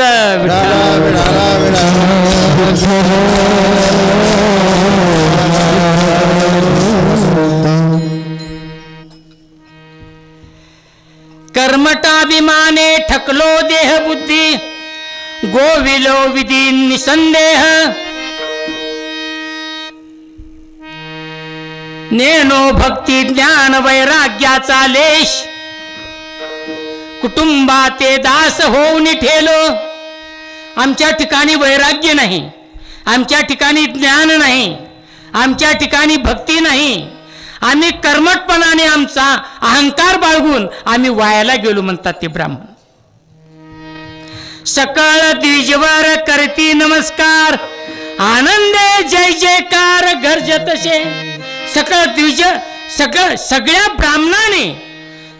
ब्राह्मणांनी मंडळी नमस्कार केला या चौघांना. काय आहे ते? विधी निषेध जाणणारे होते, पण विधी निषेध जेथे मावळतात या अवस्थेचा त्यांना साक्षात्कार झालेला नव्हता. ते यथाशास्त्र जाणत होते, विधी निषेध जाणत होते, पण विषय निषेध जिथे संपतात त्या अवस्थेचा त्यांना साक्षात्कार नव्हता. देहबुद्धीच्या उकरड्यात पडलेला अभिमान त्यांचा गलित गात्र झाला. अभिमानाने धुंद झालेली दृष्टी आतमध्ये मुरड घेऊ लागली. सगळ्याचाच अभिमान तिथं असाने सगळ्या ब्राह्मण मंडळींनी रेड्याच्या मुखातून वेदानं ज्ञानेश्वर महाराजांची सेवा केली म्हणून ब्रह्मादिक. आणि ब्राह्मणाने शुद्धीपत्र दिलंय. ते शुद्धीपत्र मला जमतंय का नाही पण मी म्हणतो विठ्ठल.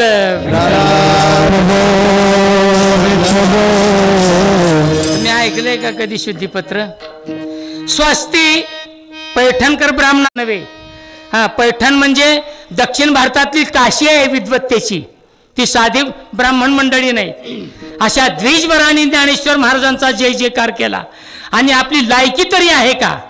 आपण ज्या कुटुंबामध्ये चावटी करीत आहोत त्यांनाच म्हणतोय तुम्ही चावटी करू नका. केवढा आपला मूर्खपणा आहे. अहंकार त्यांचा कधीच गळून पडला.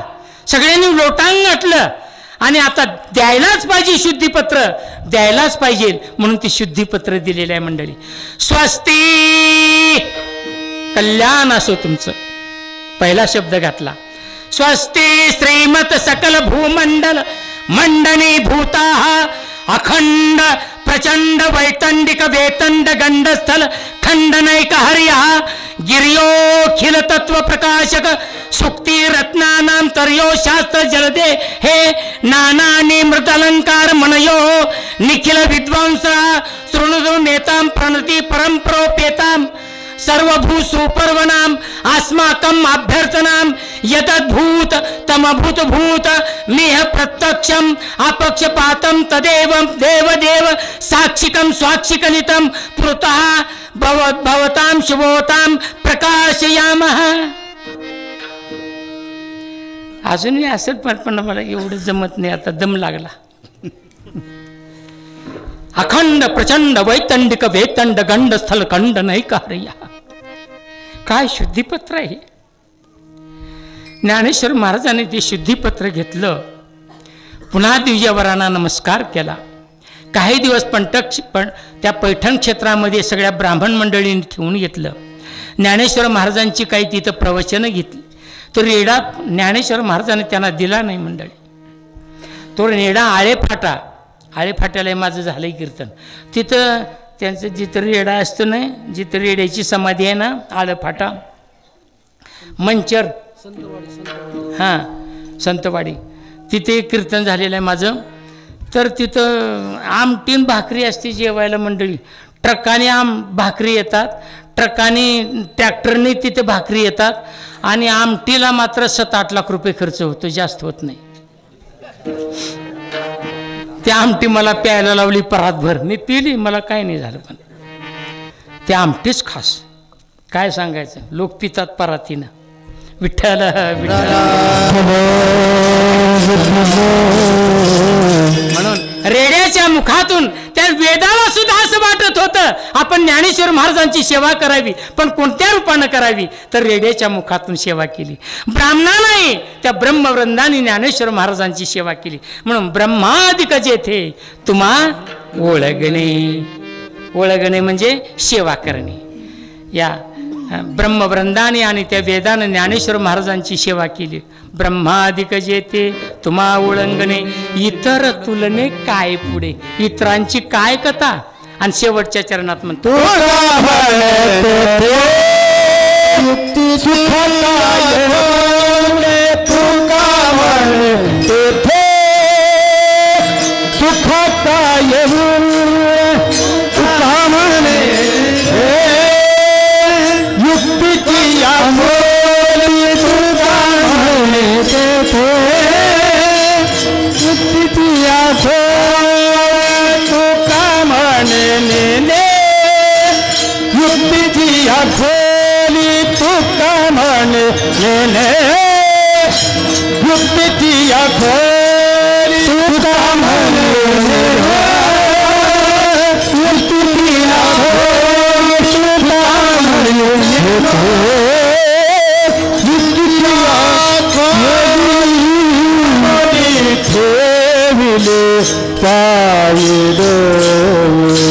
मनवोणी ठेविली पायी माझ पाम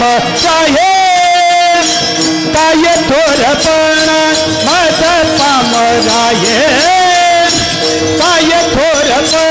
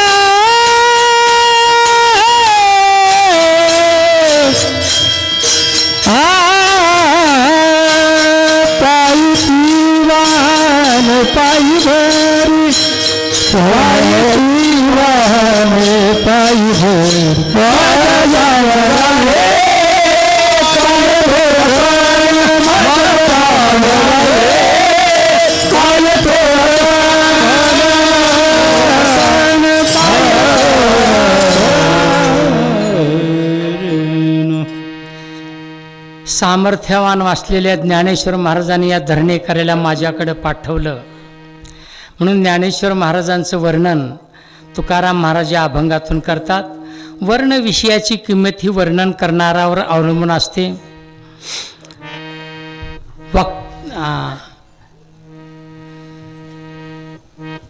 ज्ञानेश्वर महाराजांचं जे वर्णन जे केलेलं आहे ते स्वरूप लक्षणाच्या द्वारे केलेलं आहे.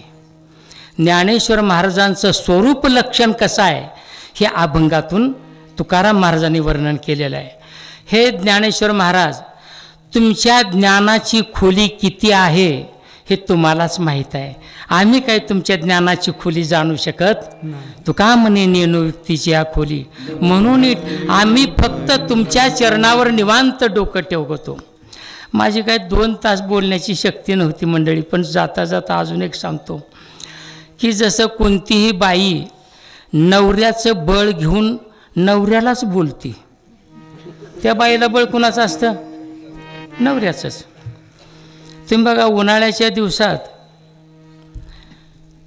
कडक उन्हाळा आणि वाळवंटामधून निघालाय अनवाणी, तर ती वाळूचा चटका जास्त बसतो पायाला का उन्हाचा चटका जास्त बसतो?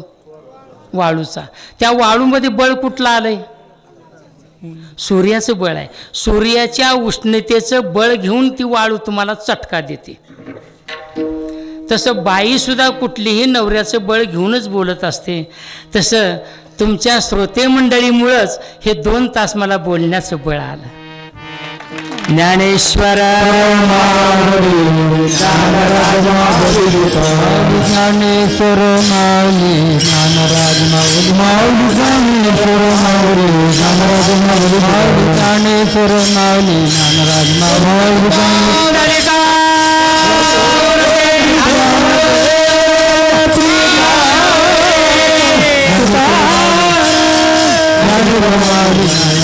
ज्ञानेश्वर माऊली